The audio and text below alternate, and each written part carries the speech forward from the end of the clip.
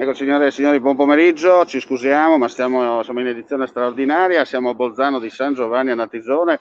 Siamo appena stati chiamati. Purtroppo una persona è deceduta all'interno della propria abitazione per cause in corso attualmente di accertamento. Tra poco ci sposteremo anche in una posizione, prima di tutto perché non riusciamo ad avere un segnale di copertura perfetto, e seconda cosa anche per lasciare le forze dell'ordine al lavoro. Sul posto sono i carabinieri, i vigili del fuoco, con i reparti speciali e poi anche due ambulanze, una della Croce Verde e una del 118, che stanno operando in loco. Chiaramente non sappiamo altro, sappiamo soltanto che c'è questa persona che probabilmente è caduta accidentalmente all'interno della propria abitazione.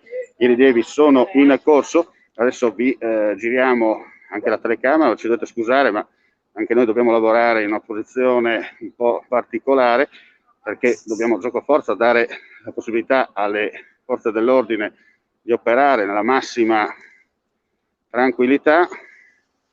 Ecco, noi siamo a distanza, come si dice, di sicurezza, anche perché l'altro proprio in zona non si riesce a coprire con il segnale internet, dunque rischiamo di rimanere a piedi, non cerchiamo di zoomare. Con la casa proprio al centro della località friulana di San Giovanni al Natisone. Siamo a Bolzano, per la precisione. Stanno operando sul posto. La vittima è un uomo di 60 anni.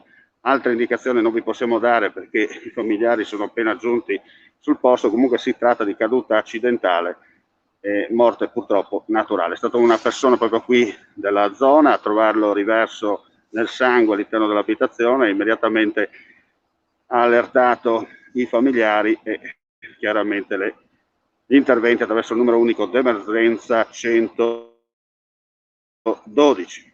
Ripeto, sul posto sono i carabinieri, vigili del fuoco e sanitari per quanto riguarda l'attesa per avere il via libera per il trasferimento nella salma, probabilmente nella locale cella mortuaria del paese qui vicino. Per il momento è tutto, vi diamo appuntamento più tardi per tutti gli aggiornamenti.